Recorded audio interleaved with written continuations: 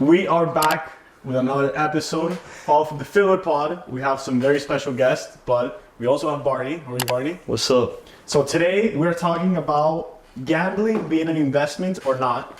And that's the exact reason why we have these two. Would you describe yourselves as degenerate gamblers? No. Degenerate is a strong word, but I would describe myself as a gambler. Nice. All right, technical pause real quick. That's crazy. Degenerate is nuts. Hot start, dude. Might as well, you describe yourself as a Alright, we're gonna. I wouldn't describe you as a degenerate, but you definitely have more experience in gambling. Like when the time that I placed my first bet, I asked you how it works. Okay, fair. And you were also the type of person when we were in college that like you would bet on Fresno State on a random like Thursday night. What's wrong with that? I wasn't doing much else. If we were gonna stay at home and like do nothing, and there was gonna be a game on TV, and we're gonna be awake at like 11:30, I'm gonna watch the West Coast games. And that's crazy value, by the way. You never know what's gonna happen. Yeah. So that is the reason why personally I didn't get into gambling, but that's the reason why I gamble is in Green Lights, the book, personal favorite of the channel. The guy said, Matthew McConaughey says that in order to have more interest in a game, you should always put like $20 or like $10, something that's not meaningful to you, but you have some skin in the game. Even if it's fine, in my opinion, it adds to the adrenaline. Right. It is important to say just one serious second is if you have an addiction, please call 1-800-GAMBLER. All things here are just going to be a side note and the sense of a joke, but let's continue. All right. How do you start gambling? What was the first gamble that you ever placed? Do you remember? I do actually remember. We were like freshman year of college, and I was like learning about it, and I didn't know that it was like real. I thought it was all illegal. Like when people had like bookies and stuff, I thought it was all like movies. And it was actually with a few friends from Belen, and we were in their apartment, and they were like, just got a bookie. And they were like, dude, if we bet every single game on UConn women's, there's no way we can lose. They win every game. They don't lose. And then we learned like what odds were and stuff. And UConn was minus 700 every single game. So we didn't bet that much on UConn, but that was my first bet ever. I can imagine a few like fucking 15-year-olds like getting around like, bro, he's fucking sold. So, you know how to make money now. If you bet both teams, you win. I was like, let me get in on that. And they were like, okay, it's 70 to win 10. And I'm like, okay, that seems like a lot, but I'm in. They can't lose. So those are the negative odds, which is when you bet more than the money that you actually get back. Opposite of positive odds, which is the opposite. Reverse. Right, the reverse.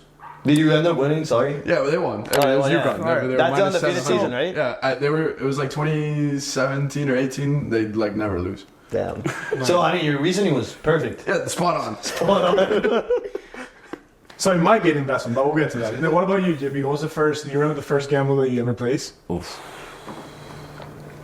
I don't remember. I think it might have been a UFC fight or like an underground like Mexicans. Right. Well, so what's the best sport to gamble on?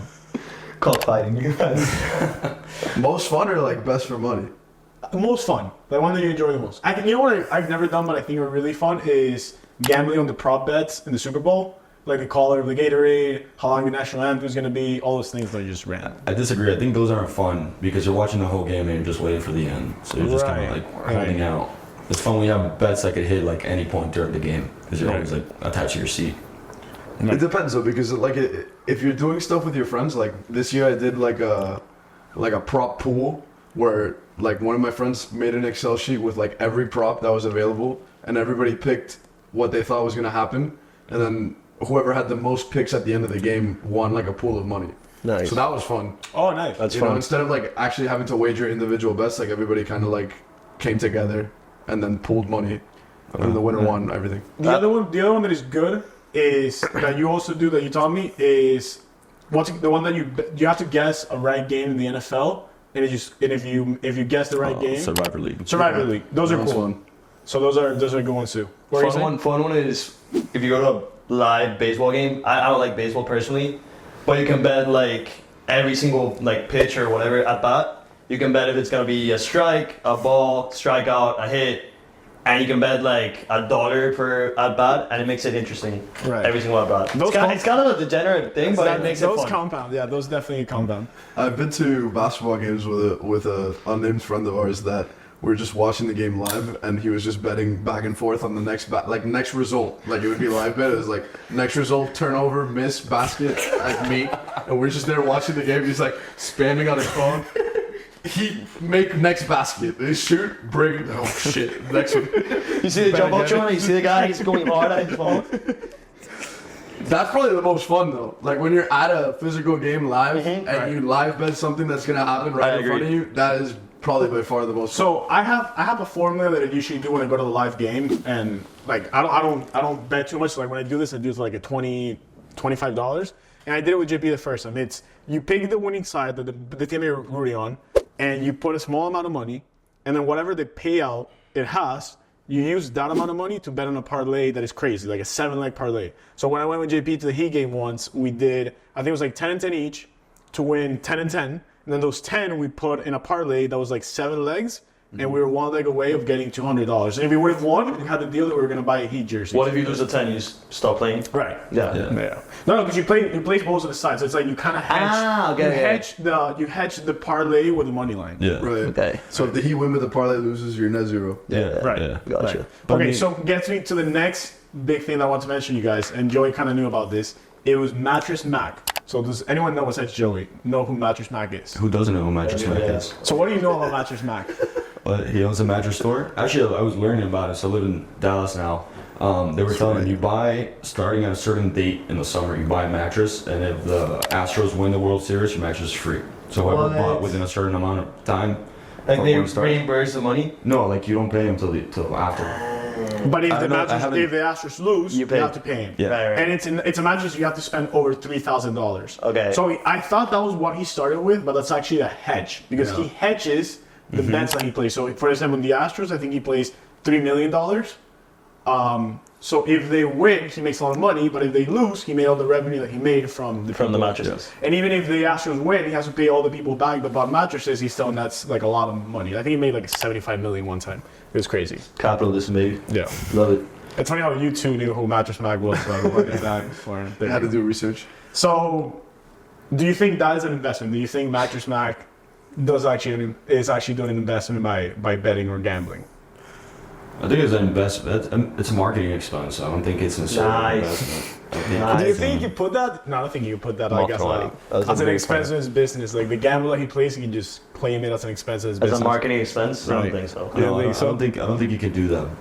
But still, like he's making money regardless. So like you're incentivizing people to get a more expensive mattress, and then they have some wager on the Astros Right. pretty much. So they're also rooting for your team. So It would be interesting to see if the money he makes from gambling, you can put it as a company like revenue, so you can offset it by the expenses.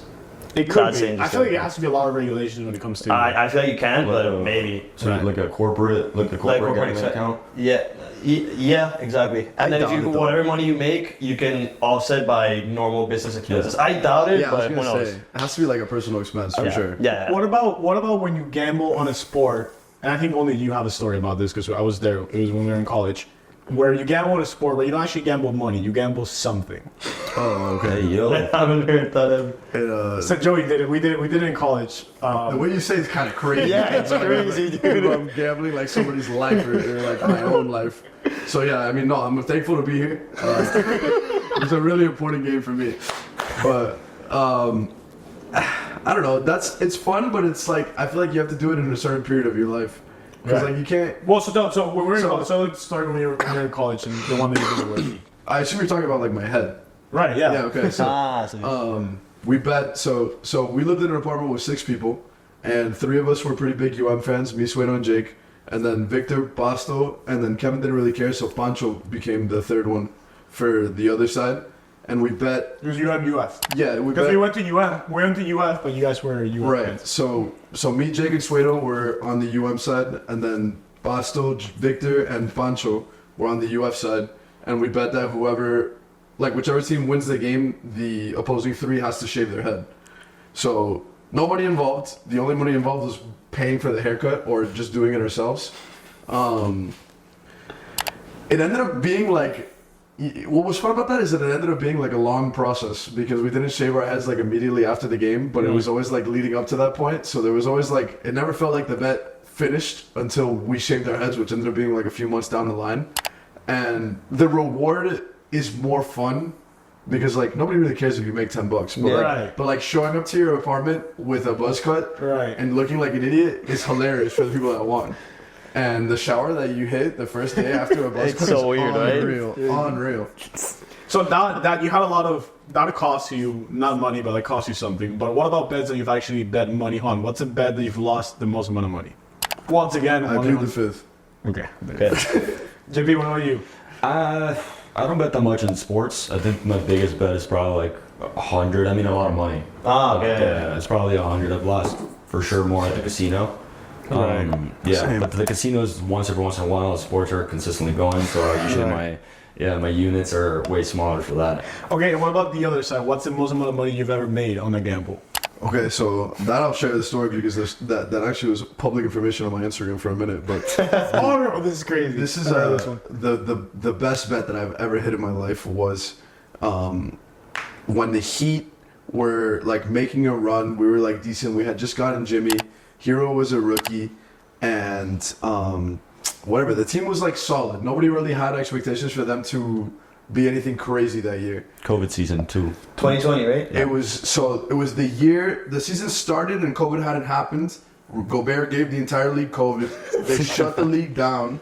They figured out how to make a bubble. The bubble went on, and I had bet in October of the year before the Heat to win the Eastern Conference Championship. It was like $10 to win like $500, and it's probably not the most money that I've ever won, but it was the most odds, like the most unlikely bet that I've hit. And I placed it October of the year before. That's insane. COVID happened. COVID ended. The bubble started, and everything went on. And like a year later, the Heat were in the championship against the Lakers, and that bet hit. That was probably the most fun that I've had, like looking at a bet live. That's crazy. I remember a lot of Miami Heat fans won a lot of money that year because we had a common friend that also would bet Miami Heat Eastern Conference. He would bet every single game.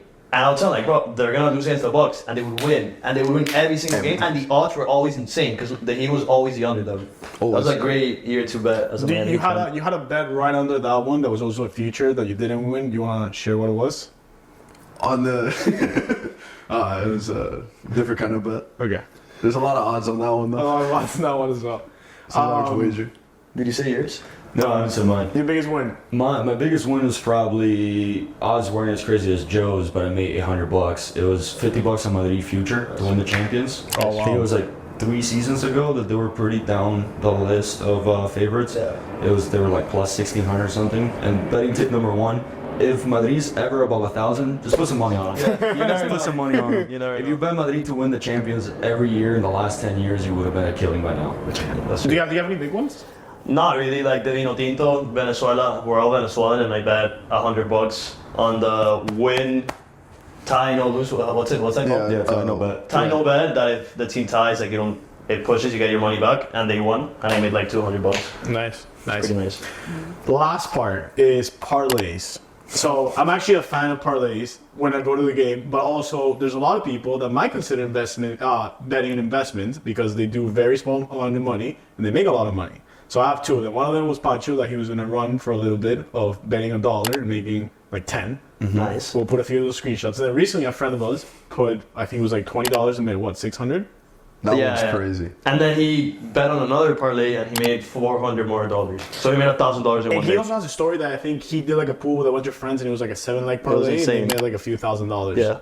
And they each put like 200s. It's pretty crazy. I think that's always a good idea if you're gonna do like a crazy parlay, but like if you can get a few of your friends to Partake. right? Because then like if it's just me, I'm like okay, I'll throw $5. Yeah. But then if you like grab like 3 of your boys to throw $5 and you throw like you triple your unit or whatever, and you hit that, You can do a trip, you can go out. yeah, exactly, Do something fun. and everybody wins. If your friends are involved, it's not degenerate. Yeah, That's, exactly. Tip number 2. It's a plan. All right, so closing remarks. Barney, is betting an investment? I don't think so, but I think it's fun. Like I see betting as just like I put $100 in Venezuela today, and I see that as money I lost. Right, exactly. That's my I think that's the way mentality. to go. Like that way, if I lose, I don't feel like crap. Well, what I do is like if I go and sorry to interrupt you, if I go to a game and I know I go to a game, the game was $150. I'm gonna spend $100 in between beers and food. I fact I'm also gonna spend $25 in a game. In Like, gambling, in yeah. gambling. I know Yeah. that's the part of the cost. Yeah. So yeah. I don't think it's an investment financially. I think it's an investment in your happiness and in your friendships. That's crazy. Yeah, I mean, it brings you closer. You sweat it together. You're losing because you most of the time you're gonna lose. And then yeah, so you're like, you're promoting your happiness. Same way like, you go buy some beers. It's not an investment, but it's an investment in your happiness. Do you like sweating with? Have you ever placed a bet not for entertainment, but you really think it's gonna hit? Like you really think it's a no-brainer? And then it loses all the time. Yeah, all the time. There you go. All right, enjoy. What about you? Definitely not an investment. Like, if you're gonna throw money on something, it should be money that you think you're gonna lose. Exactly. Like you have to be comfortable getting rid of it. But that being said, like the rush Of course. of winning it is so much more fun than like the $20 that you could have had spending somewhere else. So It's a high of that hitting. sounds terrible. No, but it is. It's like that high that you get from hitting a nasty parlay. Dude. Like that's the best feeling ever. I think JP kind of cooked, and that's the Yeah. answer. It's not an investment financially. It's an investment for your happiness. It's paying to have a bigger stake in the game, and it's fun. It makes your like enjoyment, like your watching experience more fun, whatever sport you're watching or something like that. And Yeah. if you're willing to pay a little bit more to make yourself sweat a little more, I think it's worth it. Also, no feeling like going to a bar, watching the game at the bar, and then hitting, and then paying for all your drinks for the night, and then you go home net zero. It's amazing. Amazing. All right. Thank you guys so much. Subscribe. Peace.